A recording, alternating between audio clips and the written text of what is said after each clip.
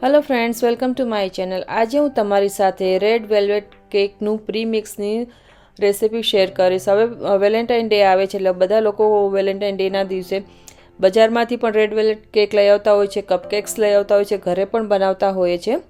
તો આજે તમારી સાથે હું પ્રીમિક્સ બનાવીને શેર કરીશ। આ પ્રીમિક્સ તમે બનાવીને 6 થી 7 મહિના સુધી સ્ટોર કરી શકો છો અને ગમે ત્યારે પછી તમે કેક આમાંથી બનાવી શકો છો। તો તમને આ વિડીયો જો ગમે અને આ પ્રીમિક્સ ગમે તો લાઇક શેર અને સબસ્ક્રાઇબ કરજો અને શેર કરજો તમારા ફ્રેન્ડ્સ અને ફેમિલીમાં। તો ચાલો આપણે આજે રેડ વેલ્વેટ કેકનું પ્રીમિક્સનો વિડીયો રેસિપી શરૂ કરીએ। અહીં મેં 1 કપ મેંદો લીધો છે, ઓલ પર્પસ ફ્લાવર કહેવાય છે એને। આપણે આ મેંદાને એક ચાયણીમાં વાસણમાં લઈ લેશું।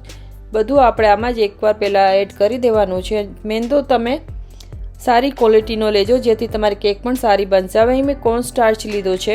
કોર્નસ્ટાર્ચ એડ કરવાથી આપણી કેક સરસથી એવી વ્હાઈટ બજાર જેવી બેકરી જેવી બને છે। તો ખાલી આપણે 1 જ ટીસ્પૂન જેટલો કોર્નસ્ટાર્ચ આમાં એડ કરશું। જો તમે વધારે પ્રીમિક્સ બનાવીને રાખવા માંગતા હો તો તમે ક્વોન્ટિટી એને ડબલથી 3 ગણી કરી શકો છો અને તમે જ્યારે પણ કેક બનાવવાના હો ત્યારે તમે ફ્લેવરિંગ કરી શકો છો। હવે આપણે પહેલાં આને થોડું એવું ચાળી લેશું જેથી બારે ઢોળાય નહીં। હવે એમાં એડ કરશું આપણે અહીં મેં આઈસિંગ સુગર લીધી છે। તમારી પાસે જો ઘરે સાકર હોય, ખાંડ હોય તો તમે એને પીસીને પણ લઈ શકો છો। અડધો કપ લઉં છું અહીં આઈસિંગ સુગર છે મારી પાસે।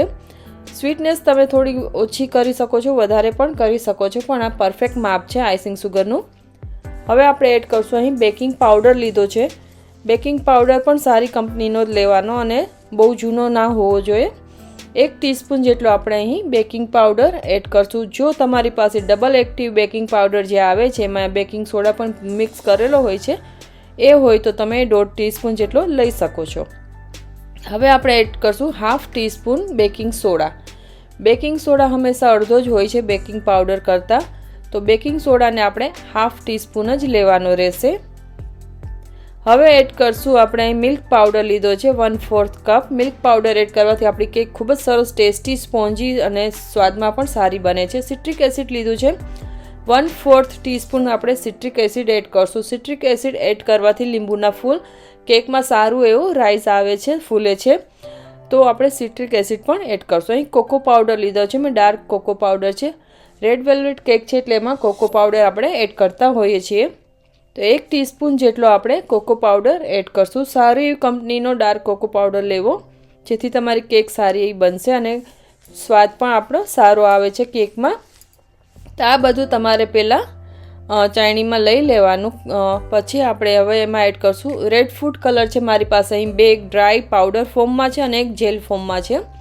જો તમારે જેલ ફોર્મ હોય તો જેલ ફોર્મ પણ એડ કરી શકો છો, પણ પ્રીમિક્સ બનાવું છું તો હું આમાં થોડો એવો અત્યારે 1/8 ટીસ્પૂન જેટલો હું પાવડર એડ કરીશ। જો તમે જેલ એડ કરતા હો તો 4 થી 5 ડ્રોપ આમાં એડ કરી શકો છો અને પછી જો તમારે મિક્સરમાં એને મિક્સ કરીને રાખી શકાય છે જેથી જેલ બધું મિક્સ થઈ જાય। અહીં જીએમએસ પાવડર એડ કરું છું।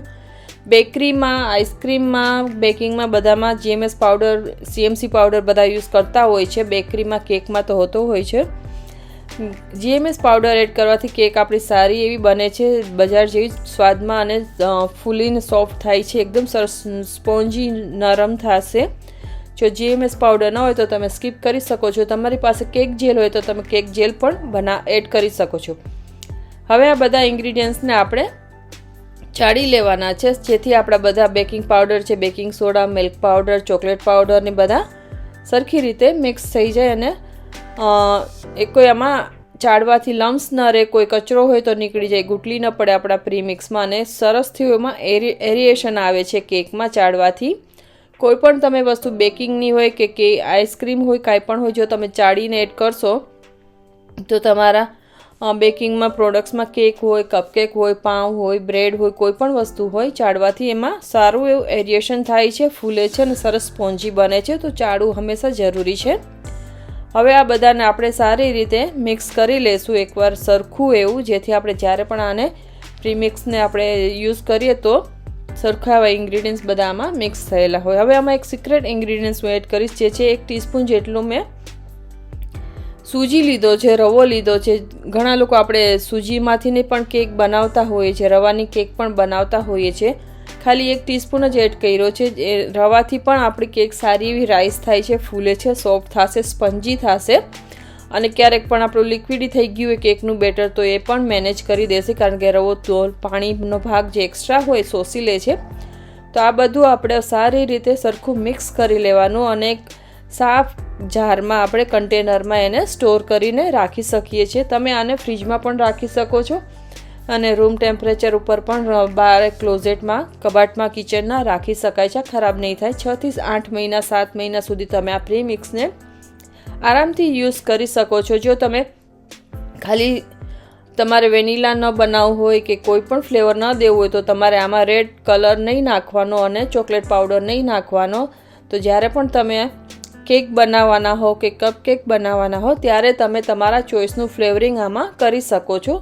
તો તમે એ રીતે સાદું પ્રીમિક્સ પણ આમાંથી બનાવી શકાય છે. આજે મેં રેડ વેલ્વેટ કેકનું પ્રીમિક્સ બનાવ્યું છે, કારણ કે હવે વેલેન્ટાઇન ડે આવે છે એટલા માટે. જો આ વિડીયો ગમ્યો હોય તો લાઇક, શેર અને સબસ્ક્રાઈબ કરજો. આ કેકની રેસિપી હું ટૂંકમાં જ તમને શેર કરીશ, તો નેક્સ્ટ વિડીયો તમે જરૂરથી જોજો. Thank you.